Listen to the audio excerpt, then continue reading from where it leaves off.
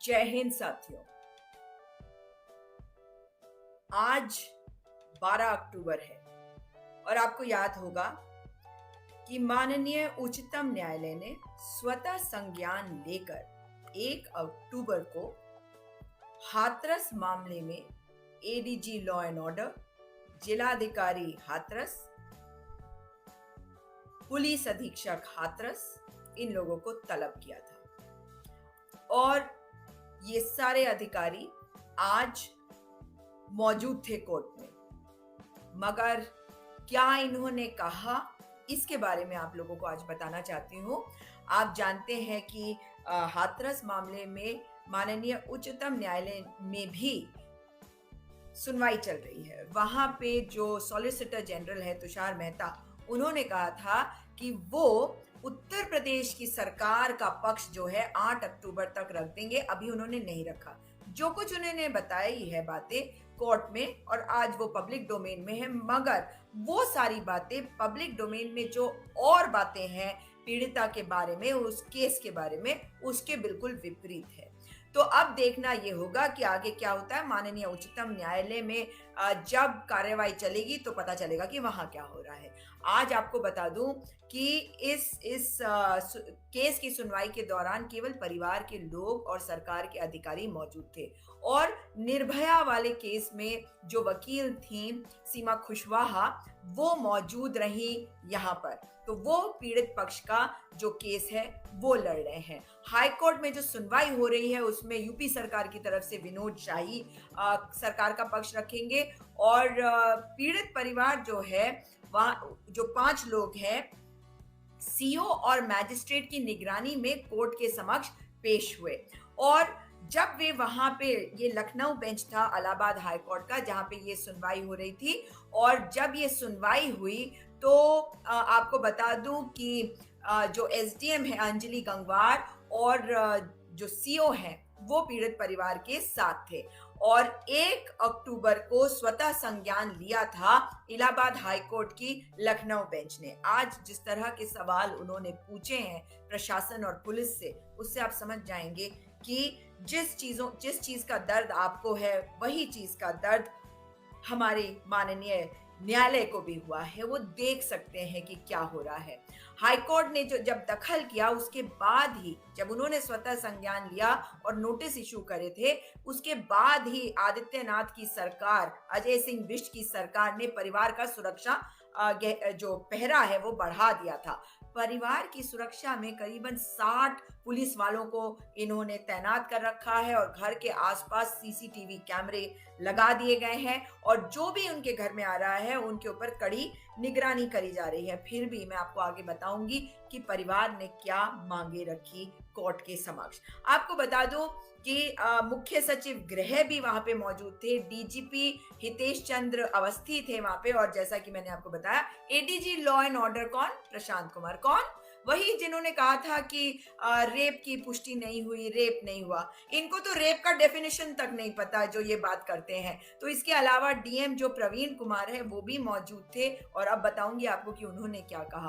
और जो एसपी विक्रांत वीर थे जिन्होंने ये जिस तरह की हरकतें करी, और जिलाधिकारी ने तो इस बात को माना है कि उन्होंने ऑर्डर किया था कि बच्ची के शव को जलाया जाए।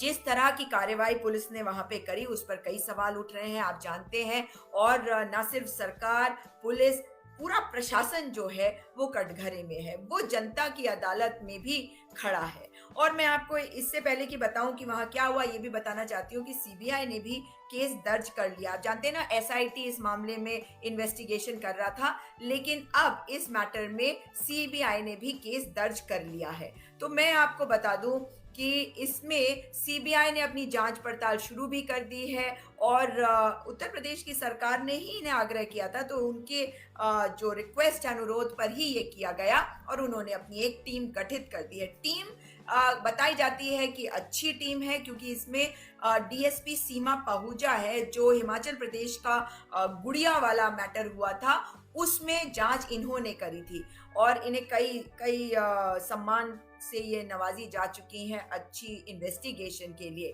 तो अभी तक जो इन्वेस्टिगेशन एसआईटी कर रही थी और 14 सितंबर को क्या हुआ, 14 सितंबर को के जो सच को जानने के लिए एसआईटी की जांच हो रही थी, उसके निशाने पर गांव के करीबन 40 लोग थे। जानते हैं ये 40 लोग कौन थे जिनसे पूछताछ हो चुकी थी? ये वो लोग थे जो उस दिन, जिस दिन बच्ची का बलात्कार हुआ, उस दिन वो आसपास के खेतों में काम कर रहे थे और इनमें आरोपी भी थे और पीड़ित पक्ष भी। तो दोनों ही पक्षों का को इन्होंने चिन्हित करा था, करीबन 40 लोगों को। तो मैं आज आपको बता दूं कि आज इलाहाबाद हाई कोर्ट की लखनऊ बेंच में जब सुनवाई हुई तो चारों तरफ सुरक्षा घेरा जो है वो बहुत कड़ा कर दिया गया था और 2 जजेस की ये बेंच है जिनके सामने पीड़िता के परिवार ने अपनी बात को रखा। सरकार की तरफ से, जैसा कि मैं आपको बता चुकी हूँ, सारे अधिकारी मौजूद थे और अभी अगली तारीख भी लगी है। अब मैं आपको बताती हूँ कि वहां पे हुआ क्या। हाईकोर्ट ने पुलिस की कार्रवाई पर नाराजगी जताई है, वो बहुत नाराज हुए और इसमें जो अगली डेट लगी है वो 2 नवंबर की लगी है और उसमें जो पीड़ित पक्ष है उनके जो सवाल है उन्हीं के ऊपर सुनवाई होनी है अगली तारीख यानी कि 2 नवंबर को। उन्होंने ये बात कही, पीड़ित परिवार ने ये बात कही कि जब अंतिम संस्कार किया गया तो उनकी सहमति इसमें नहीं थी। जानते हैं कि जो डीएम साहब है वो कहते हैं कि नहीं, उनकी सहमति थे उन्हीं के सामने। और आपने और मैंने ये सारे वीडियोस देखे हैं किस तरह से अधिकारी कोर्ट में जाकर झूठ बोलते हैं, जबकि इन्हें कानून को संभाल के रखना होता है, झूठ नहीं बोलना होता है। पर आप देखिए कि किस प्रकार की ये बातें कहते हैं। तो उन्होंने बताया पीड़ित पक्ष ने कि किस प्रकार से उनकी सहमति के बिना उनकी बेटी को की शव को पेट्रोल डालकर किस तरह से जला दिया गया। उन्होंने कहा कि उनमें से कोई भी व्यक्ति इस अंतिम संस्कार में शामिल नहीं हुआ और उनको ये भी डर है कि आगे जो जांच पुलिस कर रही है, और आप जानते हैं वो तो बता रहे हैं ना कि इसमें परिवार झूठ बोल रहा है, बच्ची के चरित्र का हनन कर रही है, ये सरकार भी, सरकार के नुमाइंदे भी और पुलिस प्रशासन भी। और इसी वजह से उन्होंने कहा, परिजनों ने कहा कि हमें डर है कि हमें आगे भी फंसाया जा सकता है इस केस में, इसलिए हमारी सुरक्षा के बारे में हमें चिंता है। तो जो आरोप इन्होंने लगाए उसमें जो जिलाधिकारी ने कहा उनकी बात को सुनिए। उन्होंने कहा कि उन्हीं के ऑर्डर पर मृतका के शरीर को जलाया गया, मृत शरीर को, और इसलिए किया क्योंकि वहां पे बहुत भीड़ जमा थी और कानून व्यवस्था ना बिगड़े, इसकी वजह से ये अंतिम संस्कार का फैसला लिया गया था। जानते हैं जब डीएम साहब ये बयान दे रहे थे तो बच्ची के परिजनों ने उन्हें टोका और उनसे सवाल किया। ये सवाल ध्यान से सुनिए, ये सवाल लाजमी है, ये सवाल आप और मैं कह रहे हैं। उन्होंने पूछा कि जब इतनी भारी तादाद में वहां पुलिस बल मौजूद था तो कानून व्यवस्था कैसे खराब हो जाता। अब आपको ये भी बता दूं कि जो अगली सुनवाई है उसमें इन्हीं का पक्ष जो है इसी बात पर जो है आगे बहस होगी। और अदालत ने जब मामले का स्वतः संज्ञान लिया था तो उन्होंने ये भी जानना चाहा था कि पीड़ित परिवार और जो गवाह है उनकी सुरक्षा के लिए क्या इंतजाम किए गए हैं। और ये क्या इंतजाम किए गए उनकी सुरक्षा के लिए, ये पूछा है किसने? सर्वोच्च न्यायालय ने, उच्चतम न्यायालय ने, सुप्रीम कोर्ट ने। और वहां पे 15 अक्टूबर को सुनवाई है। और जैसा कि मैंने आपको कहा, solicitor general of India, Bharat के सॉलिसिटर जनरल जो सरकार का पक्ष रखते हैं, वो उत्तर प्रदेश की सरकार की तरफ से पेश हुए और उन्होंने तमाम बातें कही। उन्होंने ये कहा कि लड़की का रेप नहीं हुआ, रेप की पुष्टि नहीं हुई। उन्होंने ये भी बताया था पिछली तारीख में कि बेटी के परिवार को उसमें इंक्लूड किया गया था जब बेटी का अंतिम संस्कार किया गया, मगर कोर्ट ने 3 सवाल पूछे थे उत्तर प्रदेश की सरकार से कि पहली बात, पीड़ित परिवार और गवाहों की सुरक्षा के क्या इंतजाम किए गए हैं। दूसरी बात कि पीड़ित परिवार की पैरवी के लिए क्या उनके पास कोई वकील है। ये सवाल उन्होंने पूछे थे। आज हमने देख लिया कि सीमा कुशवाहा जो है निर्भया की वकील वो पेश हुई। उन्होंने ये भी पूछा था कि इलाहाबाद हाई कोर्ट में जो मुकदमा चल रहा है, जो जिसमें जो स्वतः संज्ञान लिया था इलाहाबाद हाई कोर्ट के लखनऊ बेंच के जजेस ने, उसमें क्या स्थिति है। और यूपी सरकार की जो पैरवी उस वक्त कर रहे थे solicitor general of India Tushar Mehta, उन्होंने कहा था वे उत्तर प्रदेश सरकार का जवाब 8 अक्टूबर तक दे देंगे। 8 अक्टूबर से आज 12 हो गई, 4 दिन, मगर अभी तक कोर्ट के सवालों के जवाब नहीं आए हैं। अब जो पीड़ित परिवार है, उन्होंने जिन मुद्दों पे बात करी उसमें मैं आपको बता दूं कि उन्होंने 3 बातों को उठाया है। उन्होंने कहा है कि हमारी सुरक्षा के बारे में सोचा जाए, इस केस को ट्रांसफर कर दिया जाए बाहर, उत्तर प्रदेश के बाहर, क्योंकि हमें यहाँ पे भरोसा नहीं है, और जो मामले में की जो प्रिवेसी है उसको बना के रखा जाए। मतलब इस बात को, मतलब जो इसकी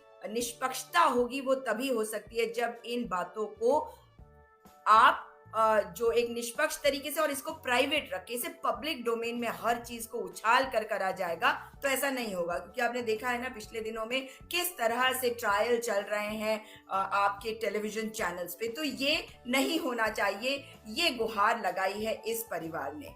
आप ये देखिए कि किस प्रकार से ये परिवार जो है दर दर की ठोकरें खाता रहा है, और किस प्रकार से आज जब इनको बुलाया गया तो किस प्रकार से जो अधिकारी हैं वो अपनी जान बचाने के लिए झूठ बोल रहे हैं। आपने अगर कुछ किया है तो उसको बोलने में आपको क्या दिक्कत आ रही है? आपका मान सम्मान कैसे हो सकता है? मैं तो बार बार कह रही हूँ कि इस मामले में अब आगे देखते हैं कि क्या होता है, लेकिन जो भी अधिकारियों ने ये कृत्य किया है उनके विरुद्ध कार्रवाई जो है वो बहुत स्ट्रिक्ट कार्रवाई होनी चाहिए। आपको एक और बात बता दूं कि माननीय उच्च न्यायालय ने ये पूछा था जिलाधिकारी से कि और बाकी जो अफसर हैं, एडीजी लॉ एंड ऑर्डर से, इनसे पूछा कि अगर आपकी बेटी होती और उसको इस तरह से जला दिया गया होता, पेट्रोल छीन डाल के तुमने जला दिया, गंगा जल डाला जाता, तुमने पेट्रोल डाल के जला दिया। इनके पास कोई जवाब नहीं था, अधिकारी चुप रहे। क्या बोलते? ये बात साफ है कि अधिकारी जो है अपने आप को एक अजीब सी हालत में पा रहे हैं, क्योंकि वो जानते हैं कि उन्होंने गलती करी है। और जिस प्रकार से लोगों में आक्रोश है, जिस प्रकार से इस बेटी के चरित्र का हनन किया गया है, आप सबने भी देखा है।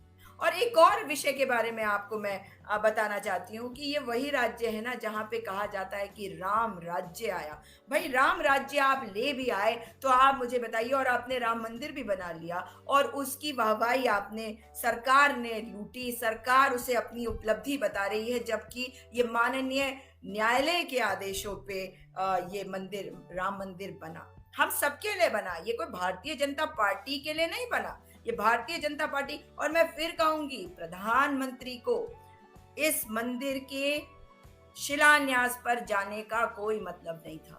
वे संविधान के हिसाब से चुने हुए प्रधानमंत्री हैं, उनका क्या मतलब था? क्या वो ये बताना चाहते थे कि जो उनके साथ है केवल उनका है राम मंदिर? नहीं प्रधानमंत्री जी, आप प्रधानमंत्री हैं मेरे, आपका मान केवल वहां तक है, लेकिन मंदिर में हमारी भी आस्था है, मंदिर में हर व्यक्ति की आस्था है, और जिस जिस भारतीय की, जिस जिस हिंदू की, कहीं पे भी रहता हो, किसी भी देश में रहता हो, उसकी आस्था है, तो ये मंदिर उसका भी है। लेकिन एक संवैधानिक पद पर बैठकर जब आप वहां जाते हैं तो आप जो करते हैं उसे राजनीति कहते हैं, उसे गंदी राजनीति कहते हैं। और देखिए जिस राज्य में राम मंदिर बना और जिसे सरकार अपनी उपलब्धि बता रही है, वहां पे देखिए इनके गढ़ में बैठी किसान महिलाएं अयोध्या में, जहां राम मंदिर बनाया जा रहा है, उसी राम मंदिर के पास अयोध्या में महिलाएं बैठी हुई हैं और जानते हैं थाली कटोरा लेकर बजा रही हैं, सरकार के विरुद्ध आवाज बुलंद कर रही हैं, मगर इस सरकार के कान पे जूं नहीं रेंग रही। जी हाँ, इनके कान पे जूं नहीं रेंग रही, क्योंकि ये समझ ही नहीं सकते कि लोगों की भावनाएं क्या है। लोगों को रोजगार चाहिए, लोगों के रोजगार को छीनने के बजाय सरकार का काम होता है कि रोजगार का सृजन करे। ये इनसे नहीं हो रहा, मगर ये महिलाओं को महिलाओं को अपने सामने खड़ा पा रहे हैं। और आप लोगों को एक चीज अवश्य बताना चाहती हूँ, ये भारत देश है। इस भारत देश की महिला, इस भारत देश की महिला रानी लक्ष्मीबाई भी है। इस भारत देश में माँ दुर्गा को पूजा जाता है और हर नारी के अंदर दुर्गा का स्वरूप होता है। काली भी बन सकती है वो, अगर जरूरत पड़े तो। और जिस सरकार ने महिला विरोधी होना दिखा दिया है, जिस सरकार के मंत्री, नेता, कार्यकर्ता महिलाओं के प्रति घृणा रखते हैं, उस सरकार को, उनके कार्यकर्ताओं को आगाह कर देना चाहती हूँ। महिलाएं खड़ी हो गई हैं आपके विरुद्ध। आपने महिलाओं का अपमान किया, आपने एक मरी हुई बेटी के चरित्र का हनन किया। आपको देश क्या माफ करेगा, आपको तो भगवान भी माफ नहीं करेगा, और आपका तो कोई भगवान हो भी नहीं सकता। इसलिए साथियों, समय आ गया है कि अपनी आवाज को बुलंद करिए। इस सरकार से सवाल पूछिए जो इन्होंने हाथरस की बेटी के साथ किया है। जो कुछ आज हो रहा है उत्तर प्रदेश में, देश के अलग अलग राज्यों में, जहां ये कानून व्यवस्था बना नहीं पा रहे, क्योंकि सत्ता में कभी बैठे नहीं ना, महिलाओं से घृणा करते हैं, नीची जाति ऊंची जाति करते हैं। इस देश में नीची जाति ऊंची जाति नहीं चलने वाली, क्योंकि यहाँ पे हर व्यक्ति समान है। अमीर और गरीब भी नहीं चलेगा। पैसा हाथ का मैल होती है। आज मेरे पास, कल आपके पास। मनुष्यता, मानवता के आधार पर दुनिया चलती है। और भारत देश की गंगा जमुनी तहजीब जो है, वो केवल और केवल मनुष्यता पे चलती है, मानवता पे चलती है, संवेदनशीलता के साथ चलती है, सौहार्द के साथ चलती है, प्यार, मोहब्बत, भाईचारे के साथ चलती है। कोई नहीं तोड़ सकेगा भारत को। बहुत देखे, ये आए और ये गए, इन लोगों को हमने देखा है। अब लग रहा पीड़ित परिवार को न्याय मिलेगा। अर्जुन देव जी कह रहे हैं, बिल्कुल उम्मीद तो करेंगे, और हम सब अपनी आवाज को बुलंद करेंगे, क्योंकि वो बेटी अगर चली भी गई है, शायद एक बेहतर जगह में गई है, मगर उस बेटी की आवाज को आप और मैं हमेशा बुलंद करेंगे। और तब तक बुलंद करेंगे जब तक उसे न्याय ना मिल जाए। और उसे भूलेंगे नहीं। उसे क्यों नहीं भूलेंगे साथियों? उसे इसलिए नहीं भूलेंगे क्योंकि वो प्रतीक है उस बच्ची का, उस बेटी का, जो भारत की बेटी है, जिसके साथ अत्याचार हुआ, जिसके चरित्र का हनन हुआ। लेकिन अब हमें आगे ये ध्यान रखना है कि दोबारा ये ना हो। इसलिए हमें उस बेटी को याद रखना है, उसके सम्मान में, उसके मान के लिए, उसके स्वाभिमान के लिए, जो आज वो नहीं है।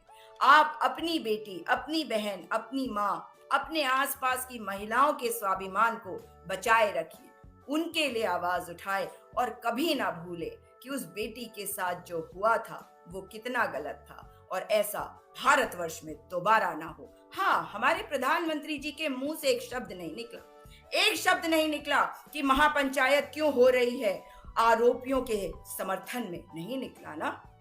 सवाल बहुत सारे उठते हैं, मगर पूरा देश एक साथ आकर खड़ा हो गया है। गलत को गलत और सही को सही बोलना सीखिए। हम सब भारतीय एक हैं।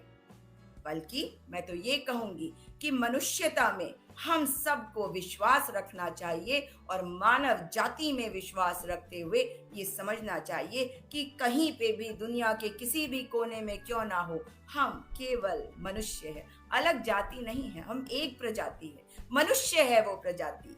हमारे अंदर का जो लहू है सबका लाल है, मगर उसमें अगर विभिन्नता है तो क्या है? वो विभिन्नता जो है, वो विभिन्नता हर जगह होती है, और हर देश में होगी, हर प्रजाति में होती है ना। तो हम सब फिर भी एक ही रहते हैं। वो तो केवल बागीचे के अलग अलग फूल बनकर हमें खिलाती है। और हमें अपने देश के लिए अब सोचना पड़ेगा, अपनी आवाज को बुलंद करनी पड़ेगी, और महिलाओं के लिए हमेशा आवाज उठाइए, महिलाओं का सम्मान कीजिए, उनके मान, उनके अभिमान को उनका मान और अभिमान समझिए। उनके स्वाभिमान की सुरक्षा तभी होगी जब आप सम्मान करना सीखेंगे, और ये सम्मान आप उनका तभी कर पाएंगे जब आप स्वयं का सम्मान करेंगे। स्वयं का सम्मान करेंगे तो किसी और के स्वाभिमान को ठेस पहुंचाने के बारे में नहीं सोचेंगे। इस वीडियो को अधिक से अधिक शेयर करिएगा और मैं आपसे दोबारा जुड़ूंगी। आज कुछ राहत मिली है, थोड़ी सी, पर उम्मीद कर रही हूं आगे और राहत मिलेगी आपको और मुझको। इस वीडियो को अधिक से अधिक शेयर करिए साथियों। जय हिंद।